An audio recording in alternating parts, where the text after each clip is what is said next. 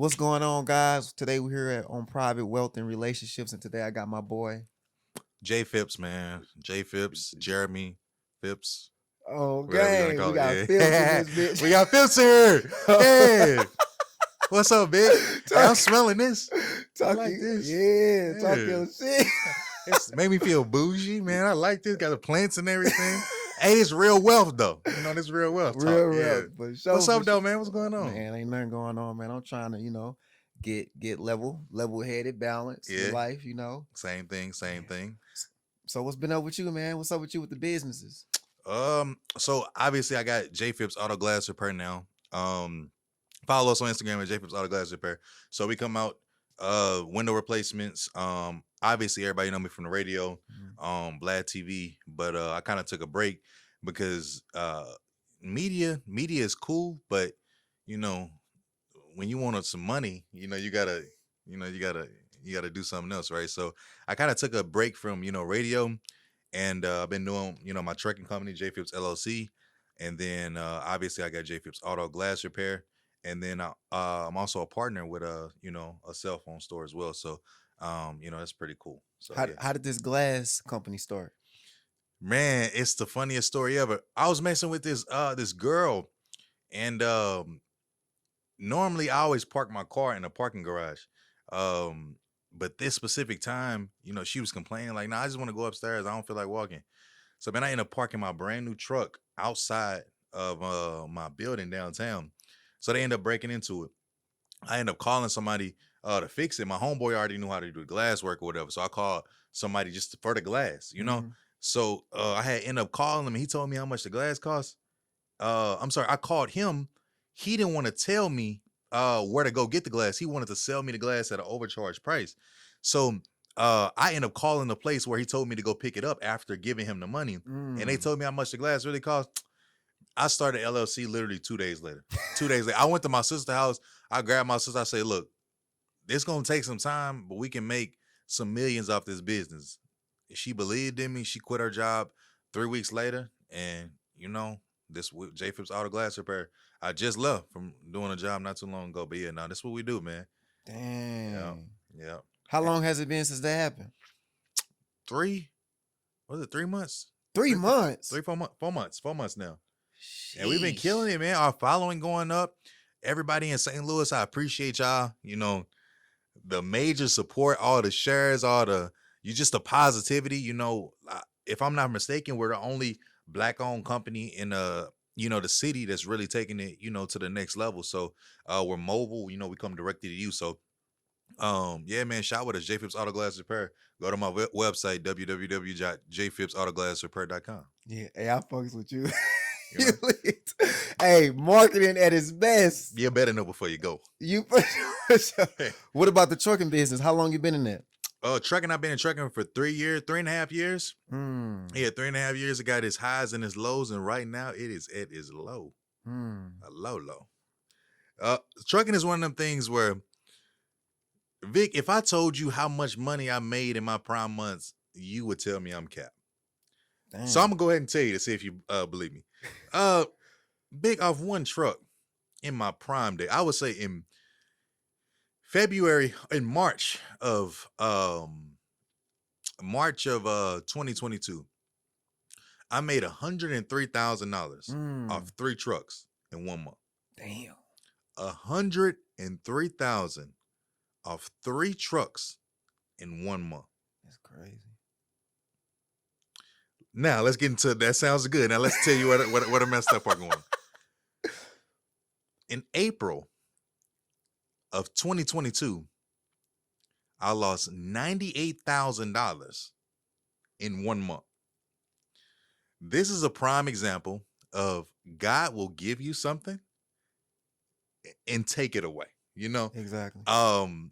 Appreciate what's given to you, learn lessons, and learn from your mistakes. So I got $103,000, and you went from $103,000, $98,000 loss. One truck went down, totally broke. Needed a rehaul or whatever the case may be. That was $20,000 plus. You had to have the people to do it. This and that. Then a turbocharger on another truck went out. That piece was like $15,000. Then they wanted the labor, and then this was the problem. A third truck went down, another $21,000 breakdown. Then the first truck that just had the rehaul, another $12,000 breakdown. Then, you know what? Just talking about it is just like, it's just making me madder, man. As I talk about it, I can look back and laugh at it, but when you think of like someone losing that amount of money in 1 month, two things could have happened. I could have just quit. I could have been like, you know what? That's a wrap. Mhm. Or it's like, okay, you made all this money, can you do it again? And I feel like that's what it was with me. It was like, okay, all right, bro, like you made this amount of money, you can do it again, right? And in that same year, was my first time in my life I ever made $1 million, right? Um, and it's the first time I've ever been even. I've never in my life told anybody that besides two people. You know, my friend James is one, and then my Mhm. mom is the other person, right? I've never spoken on that. That was my first. I made $974,000 Mhm. that year. You know, for a young black guy who was making 45,000, 2 years before. Uh, that's pretty good money, right? So Very uh successful. it's one of those things to where and that was my trucking, but they had nothing to do with my my phone stuff and my radio and all my media stuff I was doing at the time. So yeah, definitely made over 1 million, that year, right? So and, and even just saying it on the podcast, it kind of gives me chills because as a child, everyone wants to make 1 million. You Exactly. want a ticket. We call it a ticket where I'm from. You want a ticket. So to be the first in my family to ever make that. Now, mind you, this is not profit, but this is just my net. My revenue. Um, it's great to be able to even say that, right? So, Mhm. I want more to come. That's what I want. I want to continue being me. I want to continue to grow my business, and yeah, man. So that's kind of what I've been on for the past few years, is taking a break from media. Everybody want to know, why am I not on the radio, or why I'm not doing this and that, and it's just because. And obviously, we ain't even spoke about the whole side of the music industry, with my artists and things like that, but. It's just, man, I just had to take a break. It was a lot going on, and I had to kind of teach myself, like, yo, Jeremy, you gotta chill, right? You gotta focus on, one thing at a time instead of focusing on everything. And I think that's where it was going. So for everyone out there asking me, like, yo, why you stopping media and things like that, it's just because I had to get, some money. Some money on shmoney, whatever you want to call it. Yeah. What would you say your lowest amount of money that you got to that you just was like, damn, I got to really get it back up? I went broke. Mm, I ain't gonna lie. I went, and the crazy part, yeah, I would never be able to tell because I'm still gonna live my life. But yeah, I exactly. went, I went broke a couple times. So I mean, I would say very. I mean, I would say within the hundreds of dollars. Like I went broke. But let me clarify what broke is though. Broke, it's something called a good debt and a bad debt. Mhm. Um, I invested in certain things that didn't wind up going as good, right? That's a bad debt, right?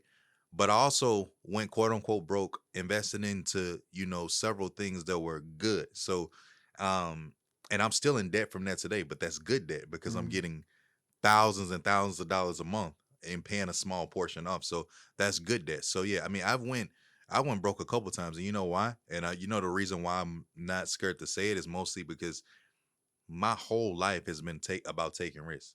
The whole reason I'm here right now is because I've I've taken risks, and people, see that, and they wouldn't mind chatting about it, right? So I think one takeaway, and one thing I would give anybody out there is, bro, just take the risk. And sometimes that shit ain't gonna work. Right. That shit is not gonna work sometimes. But bro, get off your ass and do something, bro. You gotta do something. If Exactly. you feel like this gonna work, you got a clothing brand, blase, blase, blase.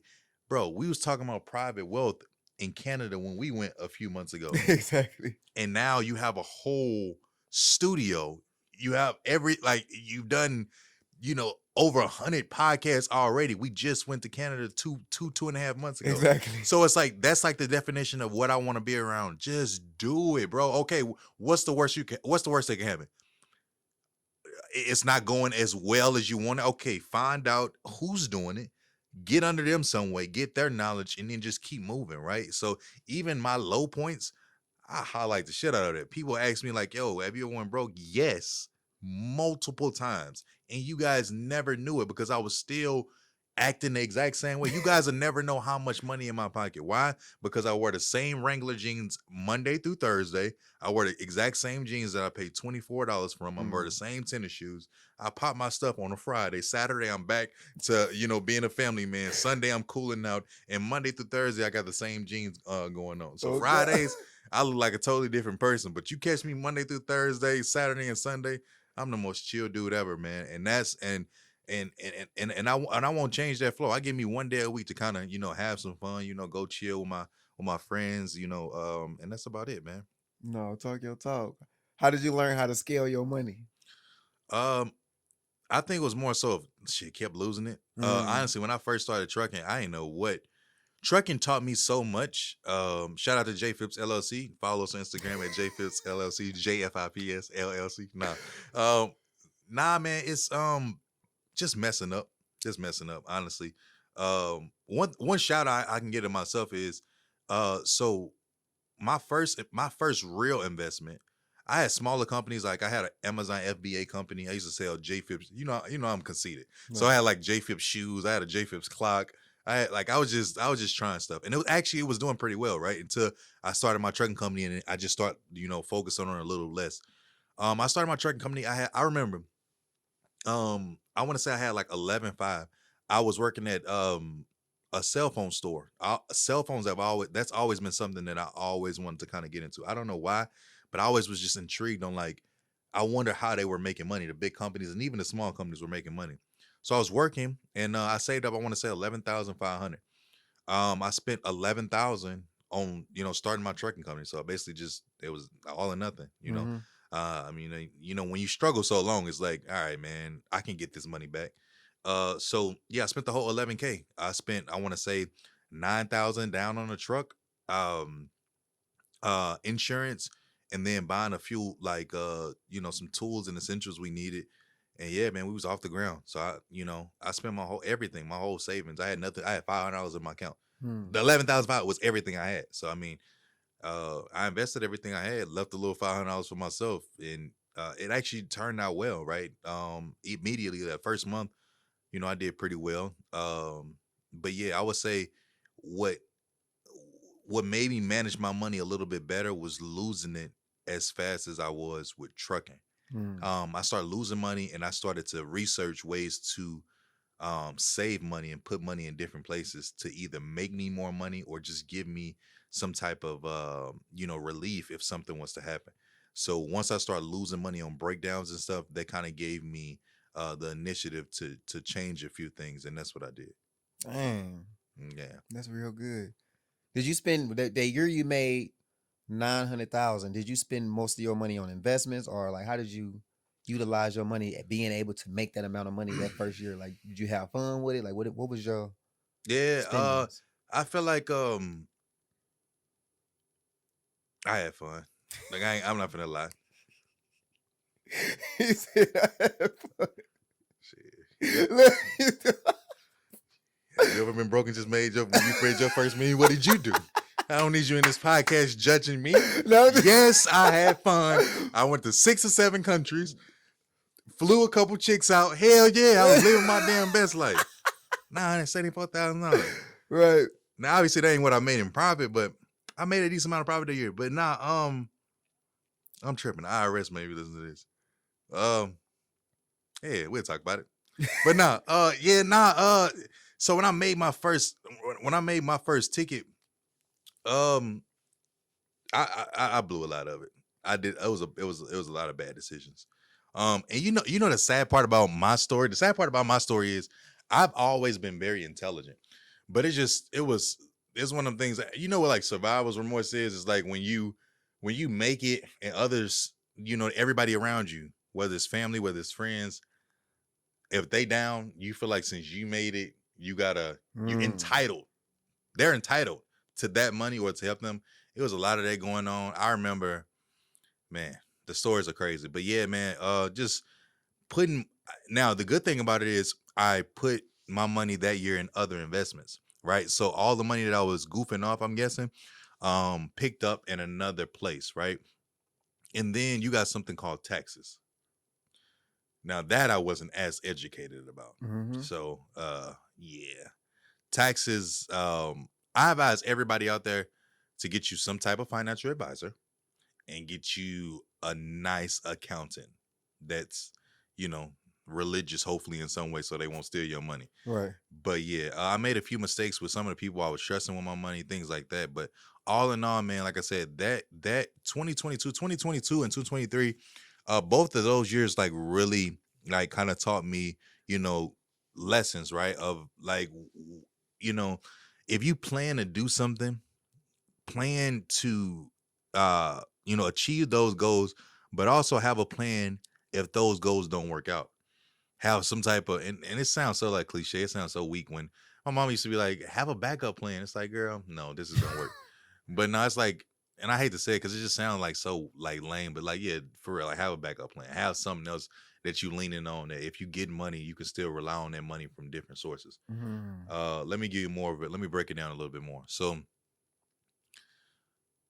all right, I got a load from St. Louis. And let me and I'm not as smart, so let me you get my calculator with this, right? Because I'm not a mathematician. So I had a load from St. Louis that was paying me 2,300. Okay, it was going from St. Louis to Georgia, 2,300. All right, so out of this we got 2,300. Yeah, we got 2,300. Now out of the 2,300, that's only 600 miles from here in Georgia. Okay, so I'm only paying my driver 50 cents a mile. Okay, so 600 miles times 0.50 is $300. So out of 2,300, I now have a $2,000 profit. Now, obviously, we have to talk about fuel. So out of 600, you want to take 600 times 4. I spend about $400 in fuel. So 400 plus 300 gives me 700. 2,300 minus 700 is 1,600. I was making 1,600 a day, 6 days a week off one truck. So if I do that 1,600 times 6, that's $9,600 off one truck.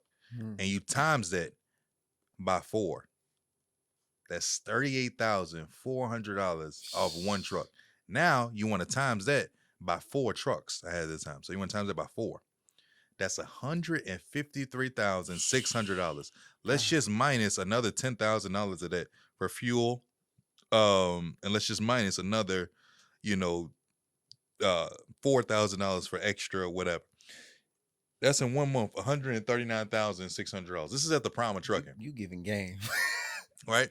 Sound good. You like, damn, you doing, you killing it. You killing it. I love friends like you. Like, but look, then it's like, all right, now bring your ass back down to 2024. Now, that same load that was on the contract pays $850. Only $850. So you want to minus that $300 you paid your driver. You want to minus that $400 that you for fuel. You got $150 a day. Okay. Mm. Times 6, you're only making $900 off of that one load a week. Times 4. So I went from making $9,600, $9,800 a month off one truck to now $3,600. Mm. Now you have to play with maintenance, because maintenance, you're gonna need oil changes. You got a tire that might come off. You want to do a minimum of $3,000. We had a $600 profit. Mm. You went from making 30-something thousand dollars a month to making $600. Yeah. Damn. Gotta give you something and say, hey, and then take it back. No, you right. You right. So you got, and the reason why I share stories like that is because nobody on podcasts talking about that. Everybody want to talk about the good. Do this. Subscribe to here. Go on my website right now for a personal class. This, and that. Nobody wants to talk about the bad. No, why ain't nobody saying? I haven't seen a podcast yet where somebody broke it down from how it used to be to how it is now. I still see truckers and people trying to get all these people in the trucking game for this, and that, which is still going on. I'm still in the game as well, but like make it make sense. Tell the truth, give the goods and bads.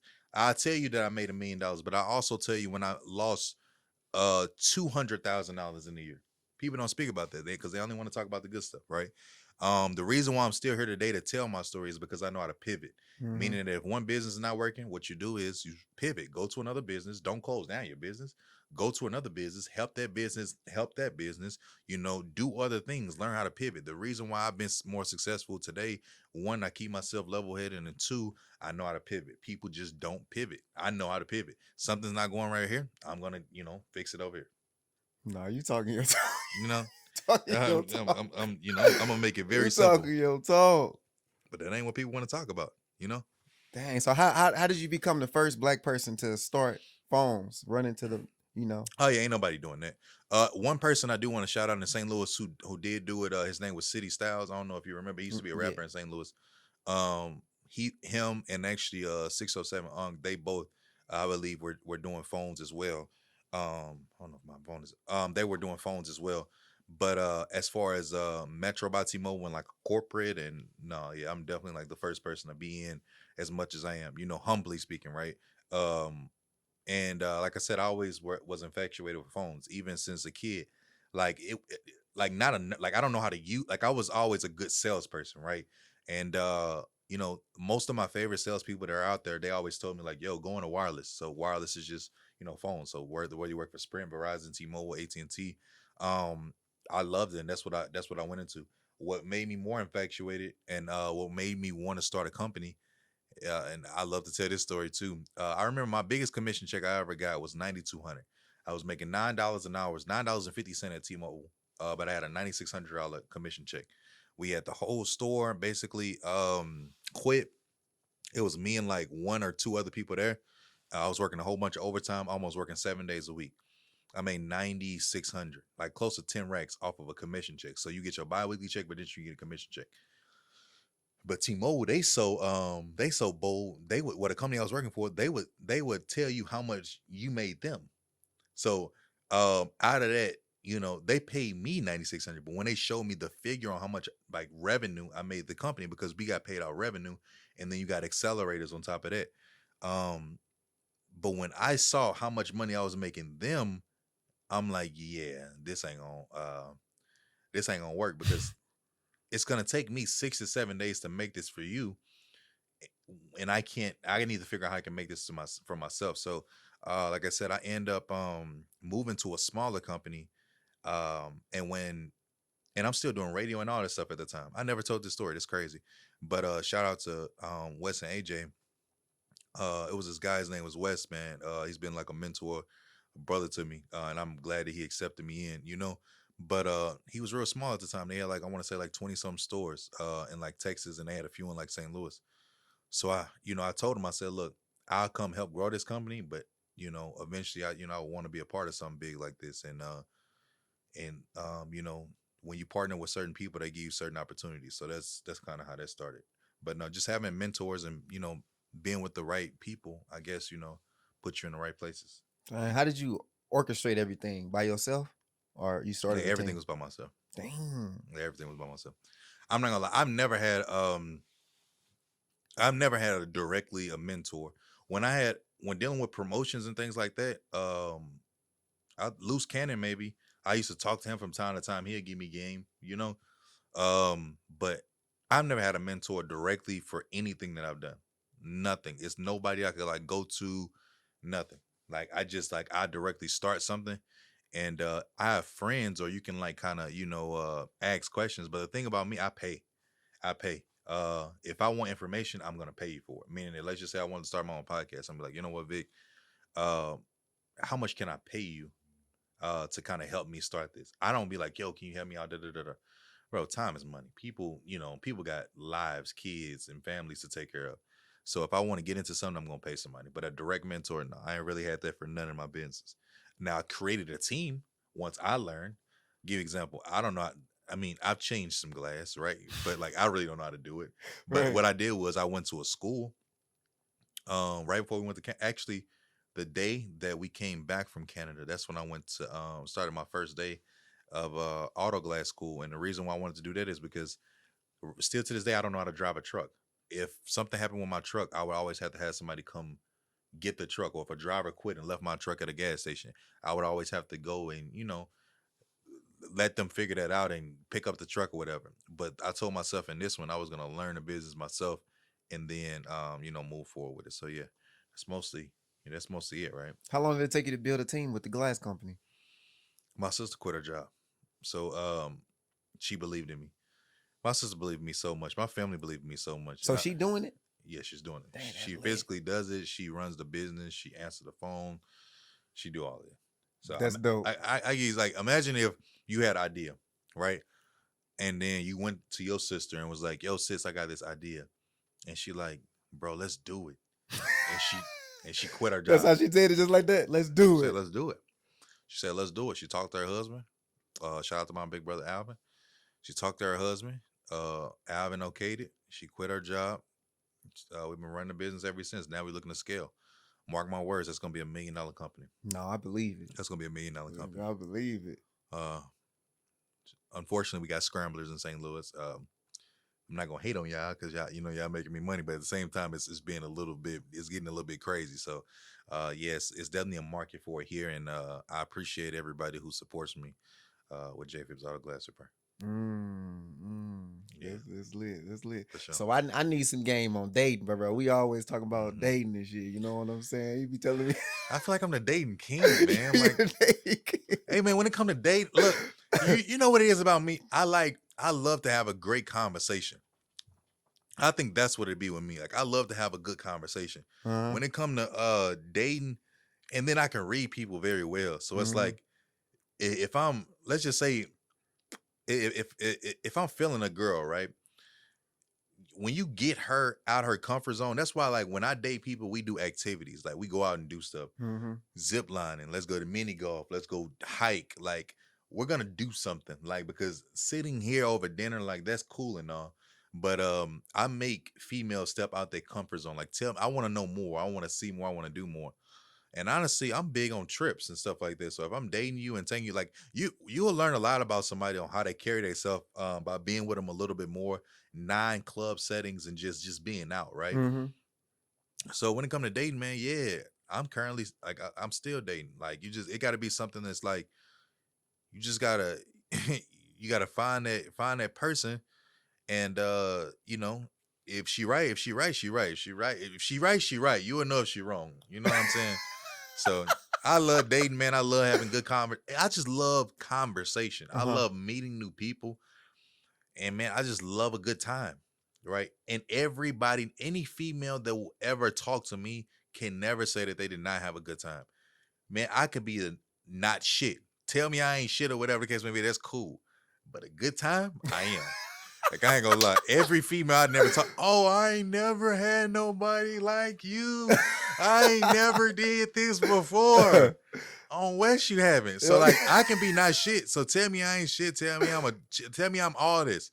But you gonna have a good time. And I sell experiences. That's what I do, man, to be honest. So when it comes to dating, if I'm taking you sick, because if I'm dating you, that means I'm taking you serious. I'm trying to see what's going on, like, with you. So if I'm actually seriously dating you, we gonna have experience.